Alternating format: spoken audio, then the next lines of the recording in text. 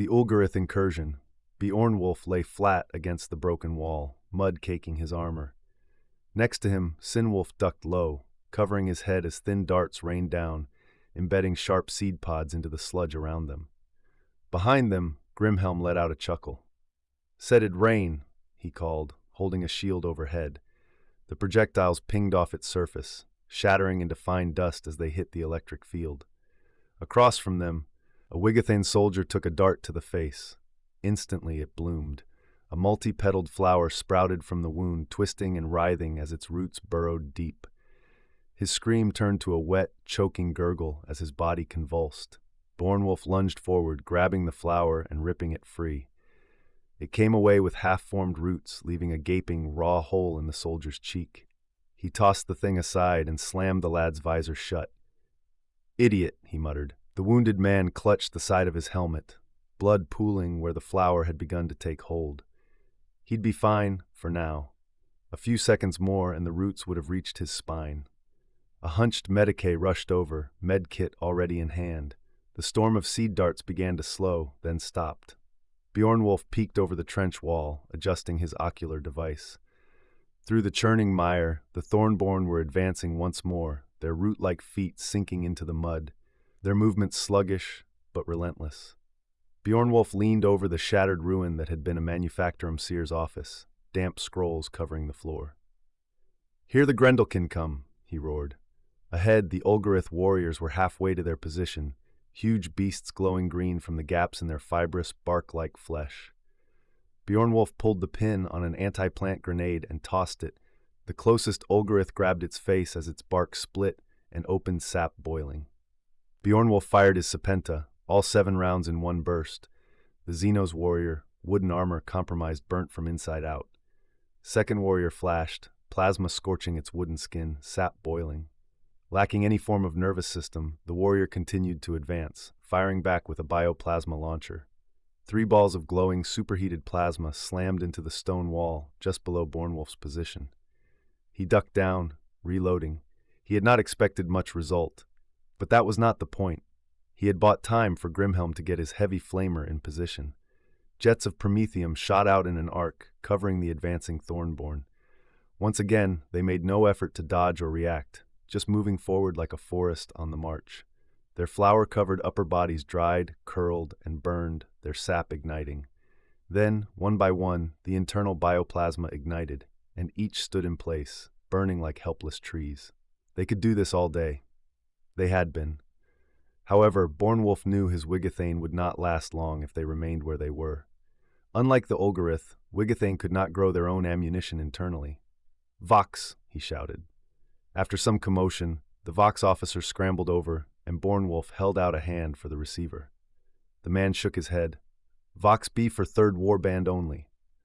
Beornwulf sighed, then reached down into the dirt, picking up the 3rd Zyorl's helmet. It was stained red, a flower growing out of the visor slit. He grabbed the Vox officer by the collar and pulled him closer. "Don't think that's going to work out, do you?" The man hesitated, then relented, handing him the Vox. "This is Laford Beornwulf. The Grendelkin are afield. We need fuel to burn it," he said. A scrambled message crackled back, spoken in binaric script with a NihtWyrtha cadence. It was also quite rude. Beornwulf kept his voice steady. "Fine, we'll use sharp sticks then." He tossed the receiver back to the operator. Looking over the ruined masonry, he saw the fires guttering, leaving behind smoking husks of Xenos warriors. This had to end. They didn't have the weapons to hold. He raised his Serpenta. "Fegaword," he called, then leapt over the barricade. Behind him, he heard the others charging with him. Reaching for the stars, landing in mud. As he charged, Beornwulf wondered how exactly he had ended up here. The Navis Astra Wigathane had begun as NihtWyrtha's planetary defense navy. The few Void troopers they had were drawn from the Navis Whelmer Wigathane, while Beornwulf himself had served as a Wigathane on land, part of the PDF or Planetary Defense Force, occasionally going wherever Tiberius needed him in system. Yet what had begun as a small system patrol force rapidly expanded into a full-fledged fleet. Damaged hulks, salvaged from surrounding systems in the wake of the Orc invasion, were painstakingly refurbished by local forge worlds as well as Fiskbala stations growing dockyards. The transition from sea to void seemed a natural one. NihtWyrtha's seasoned sailors adapted quickly to spaceborne warfare, excelling in boarding actions and close-quarters engagements rather than traditional gunnery duels, much like their forebears had fought upon the waves. Forge World Incursion became the fleet's primary supplier of new warships, Grimness servitors, and Castell food and uniforms. Everything else they traded with the squat holds for. Over time, the NihtWyrthan fleet, now formally named the Navis Astra Wigathane, expanded beyond mere defense, patrolling key space lanes leading into Ultramar, securing Imperial supply routes from pirates, renegades, and Chaos warbands lurking in the Maelstrom Reach. But the Ulgarith, they were something else entirely. The squat hold of Cragford Hold, located on the eastern edge of the Arcana Inclusium, bordered an unexplored collection of systems, the last stable region before the Null Stars, where navigation was treacherous at best. The Navis Astra Wigathane had responded to a distress call, and when their handful of ships arrived, they found themselves staring into the maw of an Ulgarith fleet.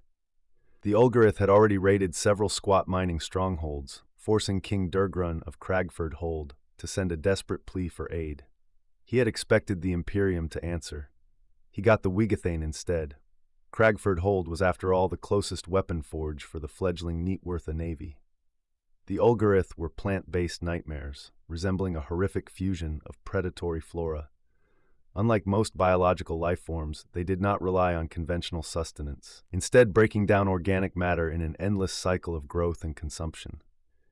Their warriors, the Thornborn, were ambulatory horrors of fibrous bark-like flesh, bristling with thorned tendrils and sap-exuding biometallic veins. Their bodies could regenerate even from severe damage, making them exceptionally difficult to kill without fire or extreme energy discharge. Even severed limbs could take root and spawn new horrors. Their organic weapons were as horrifying as their forms: bioplasma launchers, razorvine whips, and seed spore dart projectors that implanted parasitic growths into their victims. The Navis Astra Wigathane were no ground force. They had always been warriors of void and sea, trained for boarding actions and ship-to-ship combat. So Queen Hildilith had called upon ground-based Wigathane to join the navy. And so he, alongside General Magos Doctora Cogitatus Tiberius's Scutarii, had been sent to the surface. Now he found himself on an alien planet fighting yet another Xenos horde. Relief of Cragford Hold, Beornwulf drove his Serpenta into the throat of a Thornborn, the weapon's plasma bolts searing through bark-like flesh and boiling sap from the wound. The creature barely reacted before Grimhelm's flamer engulfed it, turning the Xenos into a screaming pillar of fire. Around them, Skiteri and Wigathane warriors fought as one, a storm of radium fire, plasma bursts, and roaring promethium ripping through the enemy ranks. A nymph, slender, lithe, and unnaturally graceful, dropped into the trench. Landing legs apart, bark-covered arms outstretched, it unleashed a screaming psionic shockwave. The two Wigathane warriors between it and Beornwulf staggered, their cataphracti plate flaring with etched ward runes that evaporated into smoke, armor groaning as their bodies were gripped by a crushing unseen force. Beornwulf dropped his Serpenta. In one fluid motion, he drew the Sildathnettle and focused. The crystalline pistol pulsed blue in his hand. The nymph recoiled with a whistling yelp, staggering as her connection to the warp was severed, cut off mid-attack, left flailing in psionic confusion. Beornwulf surged forward, drawing his Seek as he closed the distance. The nymph blinked with dozens of optic orbs, trying to refocus, her mind clearly trapped between dimensions, her body twitching erratically. Before she could reorient, Beornwulf drove the glowing blade into what passed for her skull. Though it struck the upper bundle of nerves, he knew her true brain was buried deep within her chest, a thick knot of pulsing matter shielded by bark like sinew. The nymph collapsed, stunned. Without hesitation, Beornwulf grabbed a discarded Serpenta, leveled it, and emptied the charge into the creature's torso, turning it into a smoking, crackling husk. He stood still for a breath. Behind him, the two warriors were groaning to their feet, shaken but alive. Beornwulf tossed the Serpenta back to one of them, holstered the Sildathnettle and his Seeks, then bent to retrieve his own weapon. "Ent!" came a cry from farther up the line. Beornwulf looked up sharply, then turned and moved toward higher ground. his serpenta ready once more. Ahead, the battlefield trembled. A tree titan loomed before them, called an ent after creatures of NihtWyrtha myth, a vast monstrosity of ancient wood, writhing roots and pulsing bioluminescence. It towered over the battlefield, its massive limbs crashing into the iron gates of Cragford Hold. Each impact sent a shockwave through the ground, the great adamantine doors groaning under the assault. "Burn the Grendel!" Beornwulf shouted, but even as Grimhelm's heavy flamer belched fire, the Titan endured, its charred bark regenerating almost instantly, roots shifting to repair the damage. Then came the roar of treads. From behind the blackened ruins, a war machine surged forward, a Wigathane Irinzidwagon, its plated hull scarred from past battles, but its heavy treads crushing Thornborn beneath its weight. On its side, the Wigathane coat of arms was scorched. Beornwulf grinned. "Roller!" he shouted to the rest of the men. A short cheer followed. Atop the Irinzidwagon, Calculus Logi Phexion adjusted his targeting augers, cold, mechanical prayers guiding his calculations. In the driver's seat, Cuthhelm revved the engine, the tank's treads grinding deep into the mud. Beside him, Tunbald manned the main turret, but instead of the usual autocannon, the Irinzidwagon's weapon had been replaced with a massive heavy flamer. "We were running the numbers, Beornwulf," Phexion's voice crackled through the vox, "and our chances of success are 22.7%. The Titan turned, sensing the new threat, its massive limbs shifting, preparing to unleash a barrage of dart spores. The Irinzidwagon didn't stop. A hail of darts rained down, shredding the mud, embedding into stone and armor, but against the tank's reinforced plating, they were useless. Unlike the horrors of the Orc War, where the Irinzidwagons had been battered and broken, here they were kings of the battlefield. The light tank surged forward, unstoppable, as Tunbald unleashed the firestorm.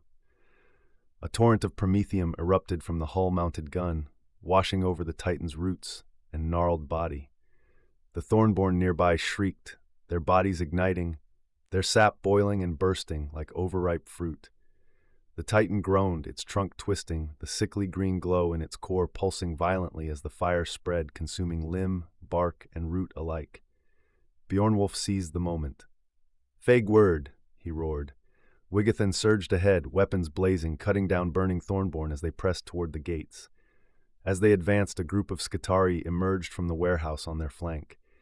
The Alpha leaped down, cutting a Thornborn's arm off, and fought at Beornwulf's side, slicing through a twisting vine limb with her arc blade, radium rounds chewing through whatever was left.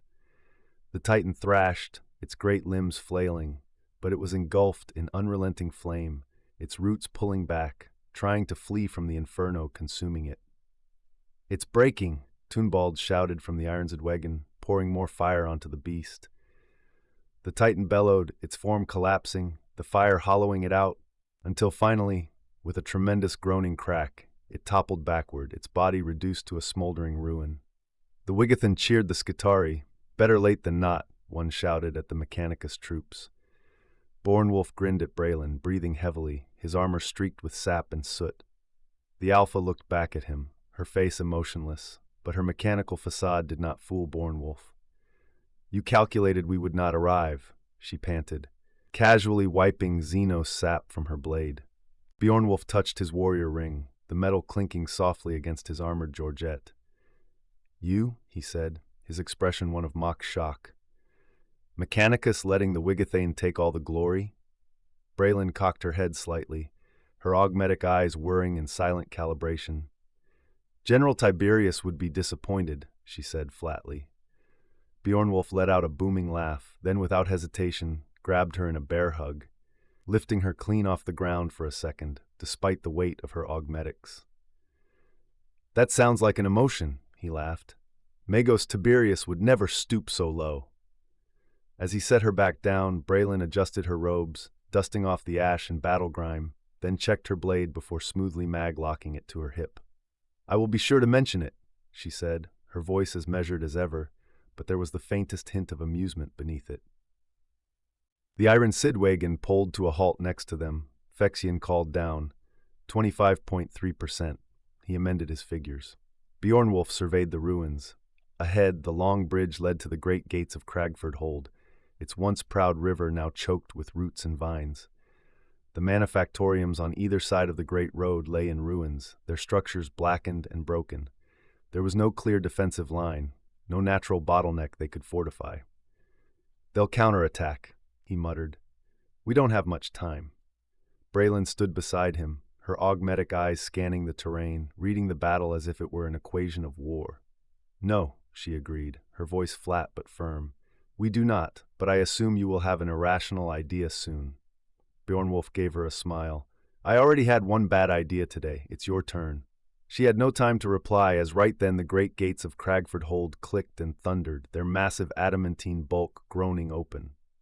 Grimhelm approached, standing beside Beornwolf. "Take your helm off," he said. "You're about to meet a king." Through the yawning gates, a company of squats emerged. 60 or more warriors, their yellow power armor pitted and scarred, marked with the wounds of countless battles. They marched in tight columns, but as soon as they reached the ruins beyond the bridge, they broke formation, spreading out to reinforce defensive positions alongside the Wigathane and Skitari. A Hearthguard captain stepped forward, saluting both Beornwolf and Braylon. "I am captain of the Hearthguard," he said, his voice deep and graveled. "My thanks for your aid. We thought our doors would never open again." Beornwolf took measure of the man. His armor was broken in places, his axe notched and worn from relentless fighting. "Where is King Durgrun?" Beornwolf asked. The Hearthguard lowered his head. "King Durgrun was slain by the Grendelkin a day ago at High-Delve Pass."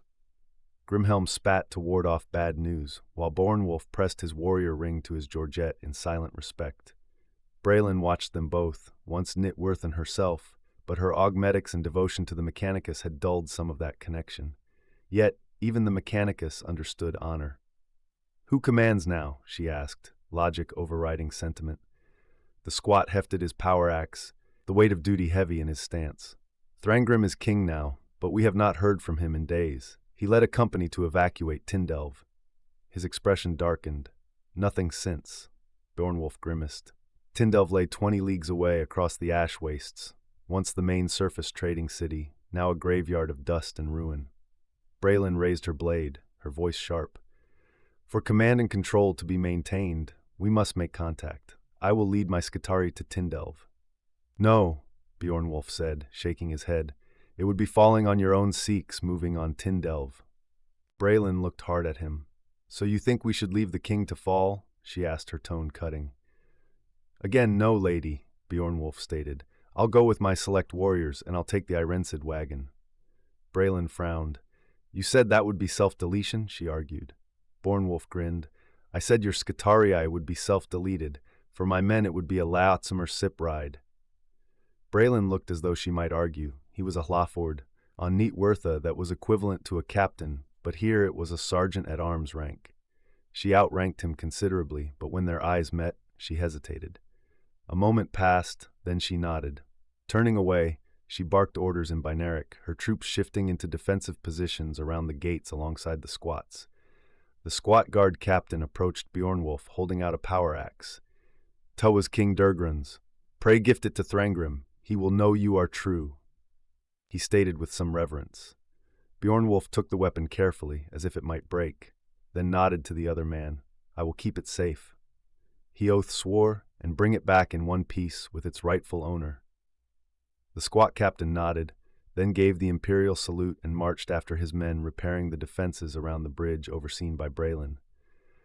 Grimhelm watched him go with a quiet solemnity, then nudged Beornwolf. "I'm not one of your select warriors, am I?" he asked. Beornwolf didn't look at him. "Yes, you are Grimhelm." Grimhelm sighed, his shoulders slumping. "Oh," he said glumly. "I was hoping to hide in the squat hold until the war was over." Beornwolf chuckled, clapping him on the shoulder. "We have Grendelkin that need harvesting?" The road to Tindelve. The Iron Sid wagon rumbled through the ruins of the trade city, its tracks grinding over shattered stone and the wreckage of burned-out haulers. Beornwolf, Grimhelm, and Sinwolf stood in the open back of the tank, their weapons ready, while Cuthhelm drove, keeping the light war machine steady over the uneven terrain. Inside the armored compartment, Calculus Logifexian muttered binary cant, tracking movement patterns in the ruins. Toonbald manned the heavy flamer, his fingers twitching on the trigger, waiting for the inevitable ambush. The trade city had once been a hub, the arteries of commerce between squat mining holds and the rest of the smaller mining outposts. Now it was a graveyard, its streets thick with tangled vines, the starport a mangled ruin, its freighters already overgrown, their hulks wrapped in creeping tendrils. "We're being watched," Cuthelm called up. His seer's sight may not be worth much against the Ulgarith, but he could feel the gathering presence moving alongside them, anticipation in their warp shadow. From the shattered arcades of a collapsed guild hall, Ulgarith Thornborn emerged, half root, half warrior, their fibrous bodies pulsing with eerie green light. Their tendril limbs lashed out, spitting barbed seed spores at the vehicle. The NihtWyrtha's heavy flamer let loose a torrent of liquid fire, washing over the Xenos horrors. The Thornborn did not scream, but their bodies withered, sap boiling, bark-like flesh cracking. Toombald permitted himself a slight smile as he pulled the refill lever for the tank's weapon. One of the Xenos managed to hurl a bioplasma bolt, which scorched the tank's hull, but it wasn't enough. The flames consumed the creatures, and in seconds, nothing remained but smoking husks. The tank pushed on, rolling through the ruins, past the skeletal remains of what had once been a great squat city. Here and there, signs of last stands littered the streets, defensive barricades shattered, weapons left where their owners had fallen. As they approached the outskirts, something shifted in the mist-choked ruins. Cuthelm barked, bringing the Arensidwagen to a stop. Up ahead, he felt the presence of a mind made of barbs and mouths. It projected a hunger into the warp that no psyker could miss. A psyker more powerful than him may have been overwhelmed by horror, but he just skimmed the presence and withdrew in his mind. "Hold!" he called. Ahead, a massive, writhing tangle of vines and spiked petals blocked the road, a colossal Venus flytrap-like horror, its pulsing core radiating a sickly green light. The remains of an armored hauler were suspended within its grasp, half digested, its metal plating warped and rusting from organic corrosion. Calculus Logifexian scanned the beast, his voice cold and analytical. "It responds to movement. Heat signatures indicate recent digestion. If we pass too close, it will attack." "Then we don't pass close," Bjornwolf said. "Cuthelm, take the long way around." The Arensidwagen veered off the main road, cutting across an old manufactorum district, its structures barely standing. The detour cost them time, but they left the plant monster undisturbed, its tendrils twitching, searching for prey that never came. At last, they saw Tindelv on the horizon. The hold was shattered. Located not far from the initial invasion landing zones, it had borne the brunt of that early fighting. It had been a fortified mining station, now little more than a single crumbling bastion, surrounded by overgrown ruins. Only a single watchtower remained, built from iron and stone, looming over the ash-choked roads that once led to other mining colonies. As they viewed it, it became clear it still resisted. A handful of squat defenders held the watchtower, their yellow armor blackened with soot, their weapons firing in desperate bursts.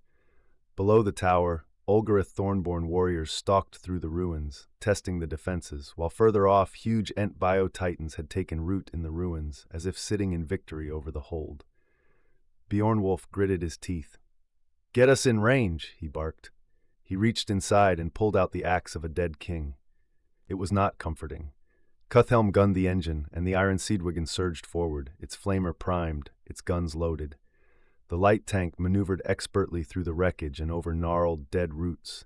Its main cannon spewed gouts of searing flame forward, washing over the Xenos ahead. The Thornborn standing in the streets made no attempt to take cover. Instead, they planted their root-like feet into the ground, raised their weapons, and fired. Spore pods and seed darts cracked against the Arensidwagen's armor, bursting into brittle shards or fizzling into harmless dust. The tank's heavy flamer responded in kind, its promethium jets engulfing the enemy in fire. The Thornborn did not scream as their weapons burned, their arms blackened and split, and their bodies crumbled to cinders. Still, they stood and fired until their flesh turned to charred bark and brittle husks, breaking apart even as the flames consumed them. The Arensidwagen rumbled forward, grinding through the ashen remains of the fallen Xenos. Some crumbled to dust beneath its weight, while others, their bark-like exoskeletons seared to brittle charcoal, cracked and shattered under its tracks. The ground was piled too high with unstable Xenos bodies to get any closer to the tower. The defenders would have to come to them. The Hālgengas rolled to a halt at the base of a shattered hab block. Its engine idled low, the heat from its exhaust vents distorting the air in shimmering waves above the ash-choked ground. Beornwolf climbed out of the open hatch, his boots crunching on broken stone as he surveyed the ruined battlefield. Grimhelm, Sinwolf, and Cuthhelm dropped out of the rear hatch, taking defensive positions, Cuthhelm laying down a sheet of ice around them. Ahead, the watchtower of Tindelv stood. A handful of squat defenders, having seen their arrival, spilled out, moving in formation towards them, their yellow armor blackened by soot and plasma burns. The last few heavy stubbers fired sporadically, but ammunition was low, and half of them took on the closest Thornborn with axes and knives. Judging by their skill, they had become adept at this mode of warfare. Beornwolf waved at the men to hurry. He turned back. "Grimhelm," Beornwolf called. Grimhelm pulled his flamer from its sling, nodding as if he already knew what was coming. He aimed high, sending a spout of flame that expertly landed on each side of the squats. Thornborn warriors ignited as flamer bursts engulfed them, their bark-like bodies blackening, their limbs writhing as they crumbled to ash. Seed pods, hard as iron darts, rained down in a volley, pinging off the tank's armor like hail in a storm. Grasping tendrils lashed out, trying to wrap around the vehicle, but they were either burned away or ripped apart by the momentum of the charge. Arms like tree branches clamped onto the hull, tearing at plating, only to be shorn away with the sickening crack of splintering wood. Sap ran down the tank like sticky water, dripping from every surface, stinking of rot and burning resin. Calculus Logi Fexian, his augmented eye glowing in the gloom, ignored the sticky ichor pooling at his boots. His focus was on one thing only, the dwindling promethium gauge. "We're running low," he said, his voice eerily calm, even as the battle raged outside. The survivors of Tindelv came on, burning tree line, cutting down the last grasping tendrils. Vine whips snapped out at them, but the warriors carved through them with axes and power blades, hacking their way toward the tank. A Thornborn moved with unnatural speed for its kind, skirting around the ruins in a bid to cut off the rescue party from the defenders. Its fibrous limbs twisted as it lunged, seeking to drive a wedge between them. One squat warrior, his armor battered, pitted, and scarred from countless battles, stepped forward to meet the threat. Beornwolf moved at the same time, his instincts sharpening as the Ulgarith struck. The Thornborn lashed out, its tendril whip snapping toward him while a jagged splinter of bone-like bark erupted from its forearm, aimed straight for the squat officer's chest. The squat warrior parried, his power axe humming as it met the creature's attack, but the whip-like tendrils coiled around the weapon, ensnaring it. He yanked, trying to wrench it free, but the Thornborn held fast, its vine-like muscles coiling tighter. The splinter arm stabbed forward. Beornwolf let the Ulgarith's whips coil around his augmetic arm, its barbs scraping against ceramite plating. Then, with a snarling grin, he yanked, hauling the creature off balance, wrenching it away from the squat. The squat officer let out a bark of laughter, using his now free hand to kick the Thornborn's bladed limb aside. With a practiced motion, he leveled his plasma pistol against the Xeno's center mass and pulled the trigger. A ball of superheated plasma slammed into the creature's chest, melting its heart in a burst of burning sap and liquefied biomass. The Thornborn spasmed, its body convulsing as boiling ichor burst through its splitting bark. It shuddered once, then collapsed, its twisted frame turning to smoldering embers. The squat looked at Beornwolf, then to the burning ruin of the Ulgarith forces. "You of NihtWyrtha?" he questioned, his voice raw from battle. He looked over the armor of the Hālgengas and the battered plate and chain mail of the Wigathin. Beornwolf nodded once, then, without ceremony, he reached back and pulled the dead king's ancestral axe from where it was maglocked to his power pack. He held it out, offering it in silence. The squat's smile faded the instant he recognized the weapon. His eyes darkened, and he spat to ward off ill fate. Taking a single measured step forward, he extended a gauntleted hand, gripping the weapon's haft.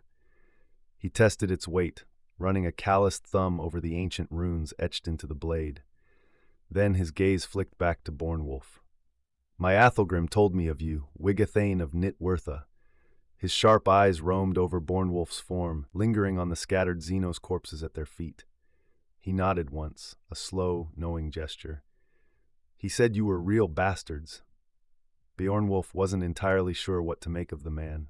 He understood very little of squat customs, and his grasp of Khazalid was just about good enough to order ale and insult people. The squat warrior raised the axe high over his head, his voice carrying over the smoke-choked battlefield. "Athom, lokazas grimazin bar!" The cry rang out into the dark sky. The squats around him all turned at once. Without hesitation, they raised their weapons in salute, a brief, silent acknowledgement.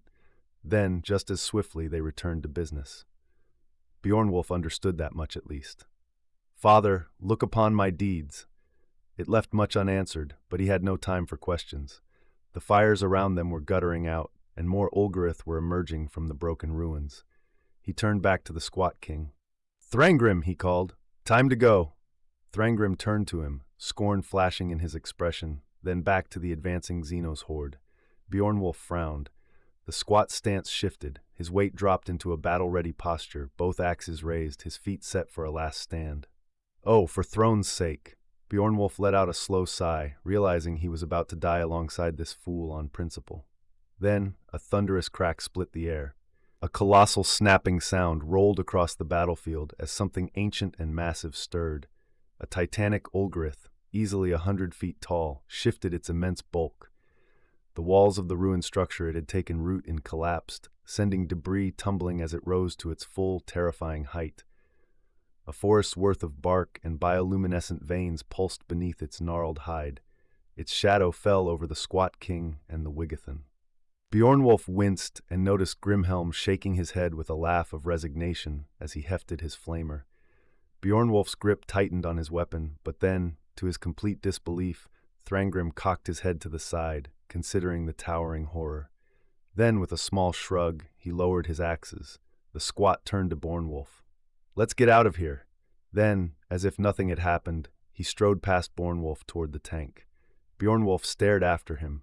A choked, barely suppressed laugh from Grimhelm broke his trance. Scowling, he followed, shaking his head. Shattered path.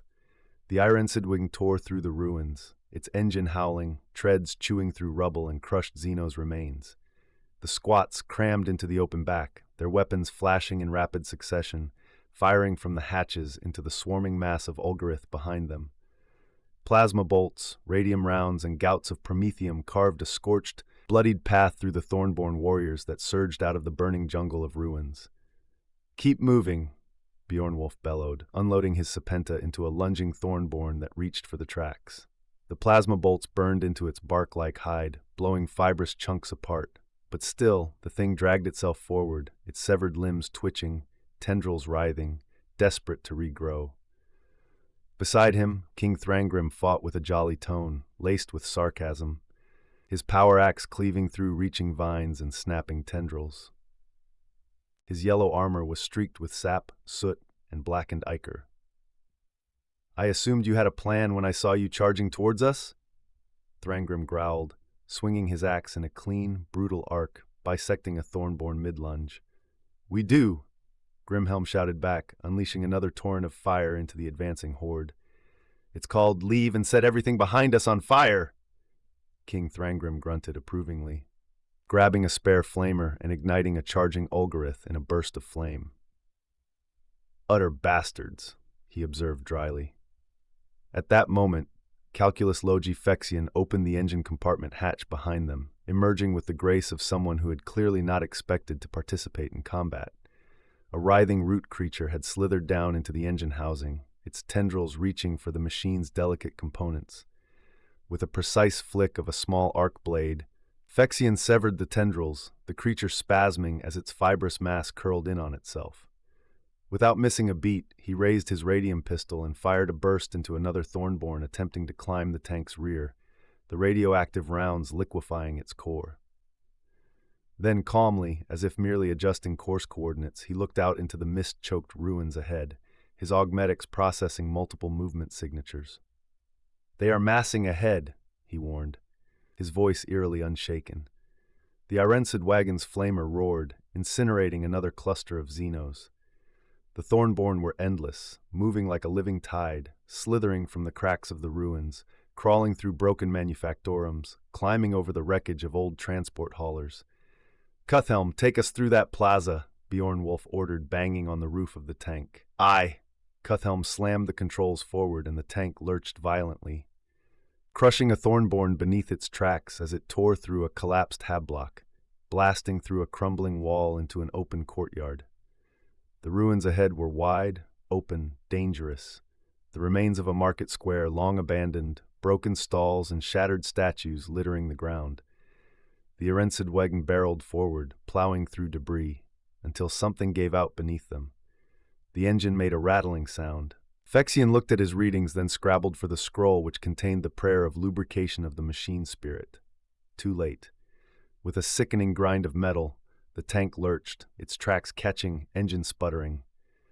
"No, no," Phyrexian shouted shakily, slamming a metal hand on the motive power manifold as the tank's engine made a screeched sound and failed.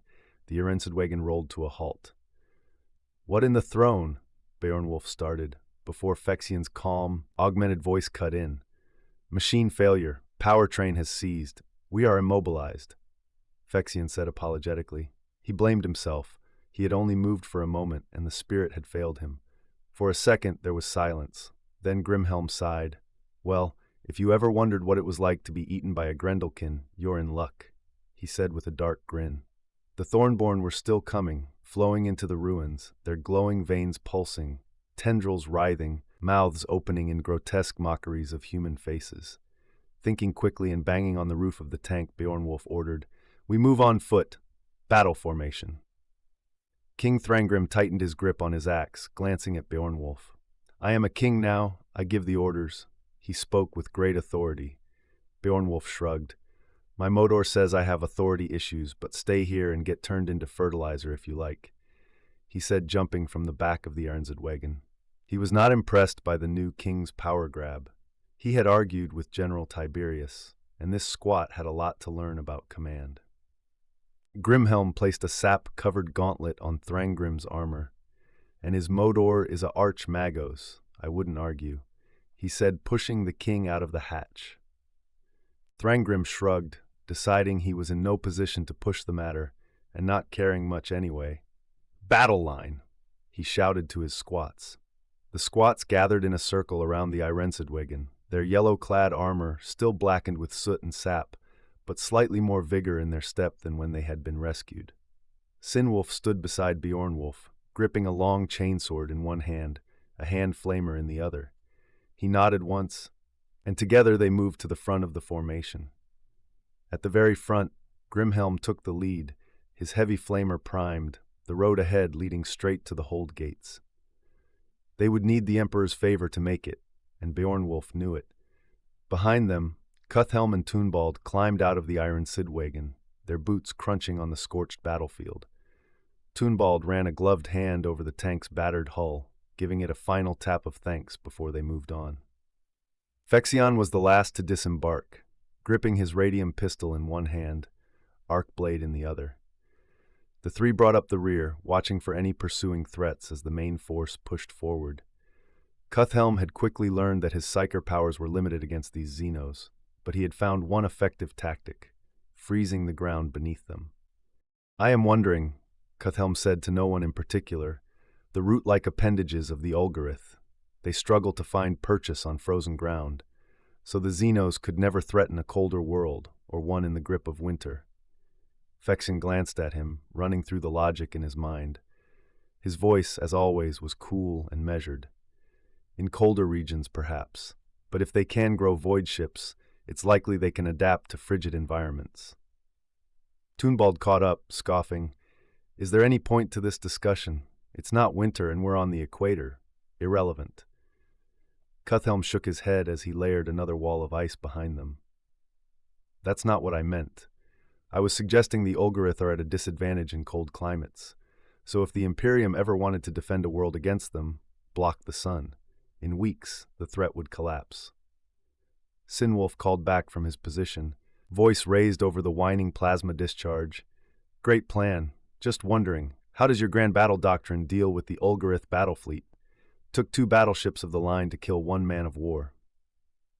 Cuthhelm shrugged. Hadn't thought of that. He finished sealing the rubble-strewn path behind them. Then he paused. The psychic noise of Ulgarith mines, ever present, hung like lichen in the corners of his consciousness. Strange plant thoughts, unrooted in logic, twisting in silent communion. They didn't think like men, but ahead, something else. Sharper, hungrier, focused. He held up a hand. Psychers, he said. Ahead, the path opened into a cratered plaza. It had once been a square, flagstones still visible beneath the algae-choked pools of green water that filled every shell mark. Towering ruins framed the edges. Bjornwolf took cover behind a rusting grav car, Sinwolf crouching beside him, weapon ready. Behind them, Thrangrim moved up with practiced ease, passing from cover to cover, laying a hand on the shoulders of each man he passed. Silent reassurance. He reached Bjornwolf's side and looked out over the plaza. This was a great place once, he said. There was a market here, on high days. The Elderman told stories to crowds. Bjornwolf nodded but said nothing. He'd seen his world in flames, too. NihtWyrtha had burned. And yet, it had risen stronger. This world could rise again, if they won. He glanced down. His Seeks was glowing faint blue. So was the relic Sildathnidal on his hip. Psychers were close. He waited for Cuthhelm to reach them. A sudden shower of seed darts hissed down like rain. Shields rose. Squats ducked beneath them, returning fire with slow, deliberate bolts. Cuthhelm panted as he reached them. Up front, nymphs. At least 5, he said. He couldn't be certain. Nymph minds tangled together, hard to count when clustered, but he knew the threat. Bjornwolf drew the Sildathnidal, eyes scanning stagnant pools and shattered facades. Far in the distance, the sound of battle still echoed in the direction of the gates of Cragford Hold. They're waiting, said Thrangrim calmly. Bjornwolf nodded. Aye, that's the shape of it. Good old-fashioned ambush. Thrangrim made a face, looking over at Cuthhelm. You strong enough to handle 5 warp spawn? Cuthhelm shook his head. Not all at once, no. The longer we stand here, the more Ulgarith get between us and the hold, said Thrangrim. Then we go around, he added decisively. No, said Bjornwolf, I'm going to spring the trap. With that, he vaulted the rusted wreck and walked calmly toward the open plaza. Thrangrim stared after him, open-mouthed. He hefted his axe with a growl. NihtWyrthans, cracked skulls, the lot of them. He clambered over the wreck and followed. Cuthhelm and Sinwolf exchanged glances. Feg word, Sinwolf muttered, then leapt after them. Feg word, Cuthhelm repeated under his breath and followed. Bjornwolf reached the center of the ruined plaza. A large, stagnant crater pool rippled as something beneath it moved. The breeze carried the sickly sweet scent of alien blossoms to his nostrils. He let the Sildathnidal hang loosely from his fingers. It had no trigger, its crystalline core attuned to his will. With his other hand, he holstered his Serpenta and drew his Seeks, which glowed brighter than usual, the black metal pulsing faintly blue. He tapped the hilt against his helm to close his visor. The water beside him exploded. A nymph shot into the air, propelled by etheric winds, green witchfire crackling in her tendrilled hand. At the same time, 3 more detached from the ruin-clad forest walls and sprinted toward him, claws ablaze. A 5th emerged from a broken fountain, brandishing a glowing green whip and a jagged shard of warpwood. Bjornwolf, now surrounded on 3 sides, raised the Sildathnidal. The flying nymph arched backward mid-air, the witchfire snuffed out like a candle. She dropped like a stone into the crater pool, limbs flailing. Ignoring the fountain-bound nymph, Bjornwolf swept the weapon across the charging trio. Their advance faltered, warp-borne speed dying with the ember lights in their hands. One lunged. Bjornwolf drove the Seeks into her chest. Another was kicked to the ground. The 3rd slipped behind him, her claws raking down only to shatter harmlessly on the mag-locked shield over his power pack. She had no time for a second strike. Thrangrim's power axe split her down the middle, her body burning to charcoal in a flash. Bjornwolf tore his Seeks free and plunged it into the one he'd kicked. Her body twitched once, then lay still. The final nymph, by the fountain, dropped her shard weapon and conjured a ball of plasma wrapped in warp fire. She hurled it with a shriek. Bjornwolf raised the Sildathnidal, but nothing happened. His focus was broken. The weapon dimmed. He braced for the impact, when Sinwolf appeared at his flank, slamming a wall of ice into place. The warp plasma struck it, hissing into frozen mist. To their flank, the first nymph surfaced from the pool again, desperate to reconnect to the immaterium. Sparks shot out from her hands. She never got the chance. Sinwolf stood at the rim of the crater and unloaded his serpenta. The pool boiled as white-hot plasma impacted the witch and ran down her bark flesh. The creature sank under the water with a hiss of extinguished wood. Beornwolf holstered the Sildathnuttle, drew his shield, and advanced on the final nymph, seeks in hand. The last nymph conjured a powerful ball of plasma fire and cracked her witchfire whip, but she looked uncertain. The plasma winked out, the whip became a vine once more. She dropped it. Beornwolf stopped, holding his seeks up to halt the other three warriors. He lowered his shield. The nymph stepped backwards one step, then turned and ran, vanishing in the new wood growths. "You let it escape," Thrangram said, standing by Beornwolf's side, axe on his shoulder. Beornwolf looked to Thrangram. "Not all battles are worth fighting. She is powerful and we are out of luck." He tapped his pistol in its holster. Thrangram nodded slowly. "You are strange folk," he said. Beornwolf removed his helm and looked to the paths that lay beyond the plaza, rubbing his chin in thought. To their left, the way they had come stretched on, 3 leagues of treacherous ground. On foot, it would take hours, and they lacked the fuel to sustain that long of a march. Ahead, the direct road led to the hold gates, barely a league away, perhaps less, but it held the monstrous Ulgarith mantrap. Beornwolf weighed the options, the embers of his flamer low, the fuel tanks dwindling. He knew they wouldn't last 3 hours in open terrain. They had no choice. They would go through the beast. Beornwolf tightened his grip on his weapon and stepped forward. "There is an Ent ahead," he told them. King Thrangram's axe came down across Beornwolf's breastplate, barring his path. "We all fight the Ent, but the Grendelkin will overrun us while our backs are turned," the squat leader growled, spitting in ward. Beornwolf met his gaze, visor gleaming in the dim light. "Your mind workings?" he asked. Thrangram pulled up his visor, revealing a grimy, battle-worn face. "You and I go get eaten," he said with a grin. "The others hold our shield and keep the road behind open." Beornwolf snorted, then raised his own visor, taking the long chainsword from Sinwolf's grip. He nodded. "I wager you get eaten first." Visors slammed shut. Thrangram let out a deep guttural laugh, the sound echoing through the ruined city. "I'll take that wager." Without another word, the 2 warriors faced the path and sprinted forward, weapons in hand. The road ahead twisted into a choking tangle of nightmare vegetation, a vast pulsing horror of vines, tendrils, and shifting flesh. The Ulgarith mantrap was an ecosystem of predation. Tendrils slithered, slick with bioluminescent sap quivering in anticipation. They coiled and twitched, waiting to snare, to pull prey into the writhing core of the monstrous organism. The ground itself pulsed. Beneath their feet, roots moved, shifting like muscles, adjusting the very terrain to draw them deeper into the trap's waiting jaws. And then the lesser mouths opened. From the sickly, knotted mass, dozens of gaping maws yawned wide, lined with serrated, leaf-like teeth, drooling corrosive sap. Some were tiny, snapping at the air, but others were large enough to swallow a man whole, pulsating hungrily, exhaling sickly sweet pheromones. The air itself became thick, a humid, choking miasma of spores and decay, as if the trap itself was tasting them.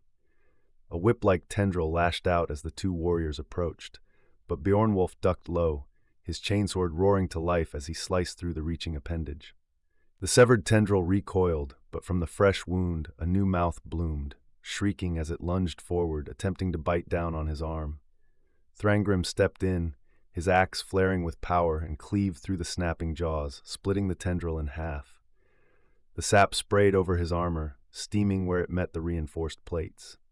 More vines descended, but they were ready. Beornwolf hacked forward, cutting and burning, his chainsword carving through the pulsating horrors as he pushed deeper into the nightmare thicket. A massive tendril, thick as an oak's trunk, swept in, trying to crush them both. Thrangram planted his feet, raising his power axe, and when the tendril struck, he met it with a savage, 2-handed swing. The axe sheared through, the sundered limb thrashing wildly, spilling thick, glowing ichor across the ground. Beornwolf reached the creature's center, a gaping central maw, lined with thorns like a beast's ribs, opened at the heart of the man-trap, a hungry abyss, waiting to devour them whole. Vines covered him, one entangled the chain holding his warrior ring. The chain snapped the ring, spinning into the air.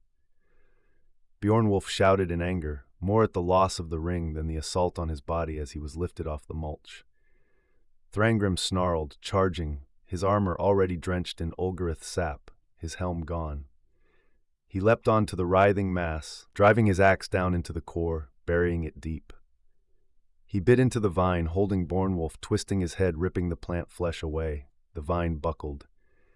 The entire man-trap convulsed. Something in the plant mind understood the danger, but there was nothing it could do. Beornwolf, free now, driving his chainsword into the exposed core, its teeth screaming as they ripped through the pulsating flesh.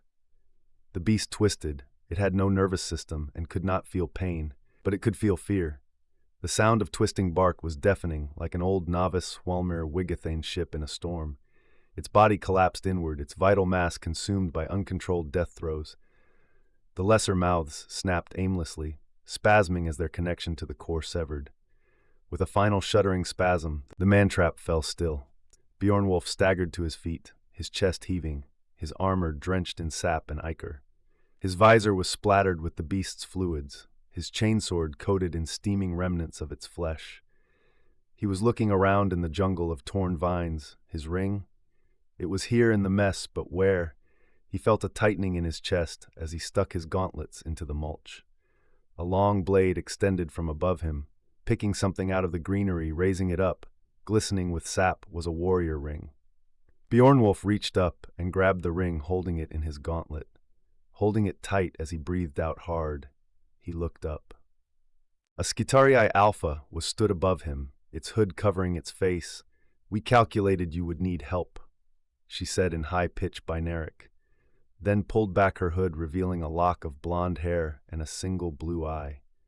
Braylon approached him, pulling a tendril of Ulgarith growth from his armor, holding his warrior's ring. She looped it into a simple necklace, threading the ring through the cord before placing it around his gorget.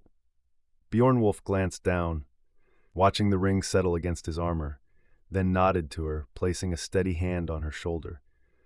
Beside Beornwolf, Thrangram pulled his axe free, letting the lifeless bulk of the beast slump to the ground.